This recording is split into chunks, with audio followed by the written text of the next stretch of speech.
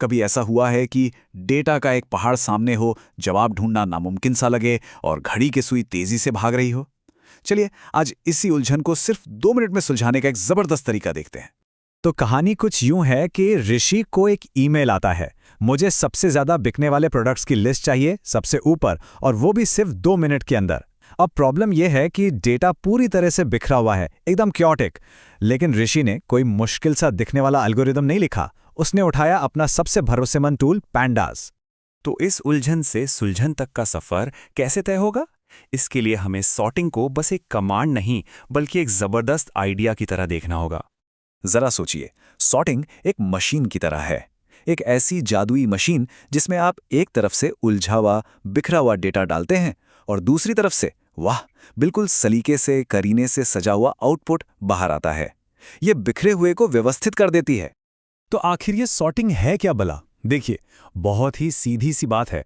ये बस पंक्तियों को यानी रोज को इस तरह से तरतीब देने का तरीका है कि जो सबसे काम की जानकारी है ना, वो अपने आप तैरकर सबसे ऊपर आ जाए। एक तरह से ये प्रायोरिटी तय करने का मैकेनिज्म है, बिल्कुल वैसे ही जैसे हम ताश के पत्ते जमाते हैं ताकि सारे इक्के एक जगह आ जाएं। अच्छा, अब यहाँ एक बहुत बहुत जरूरी नियम है जिसे समझना बिल्कुल क्रिटिकल है। जब भी हम किसी एक कॉलम के हिसाब से सॉर्ट करते हैं तो ऐसा नहीं होता कि सिर्फ वही कॉलम ऊपर नीचे होता है। नहीं, पूरी की पूरी पंक्ति, पूरी रो एक साथ एक मजबूत ब्लॉक की तरह हिलती है, मानो फेविकोल से चिपकी हो।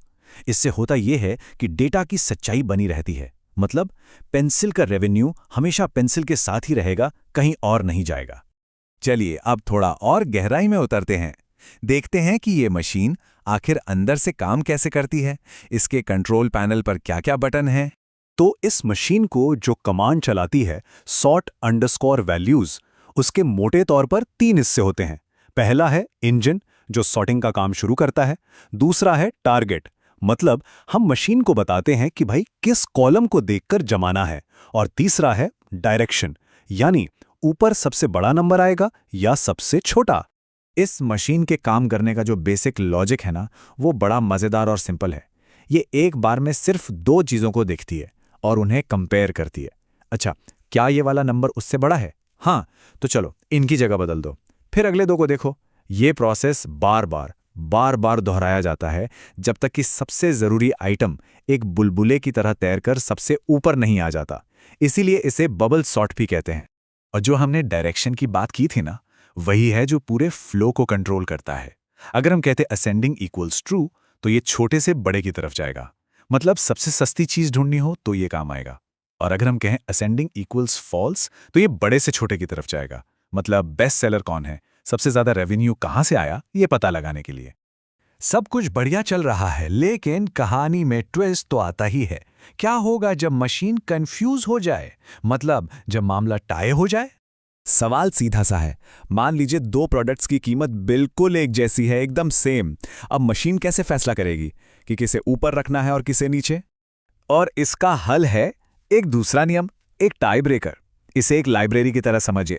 वहां सारी किताबें पहले लेखक के नाम से, ये हुआ हमारा प्राइमरी सॉर्ट, जमी होती हैं। लेकिन सोचिए, अगर एक ही लेखक की 10 किताबें हों तो तब उन्हें किताब के नाम के हिसाब से, ये हुआ हमारा टाई ब्रेकर, जमाया जाता है। कोड में भी यही होता है।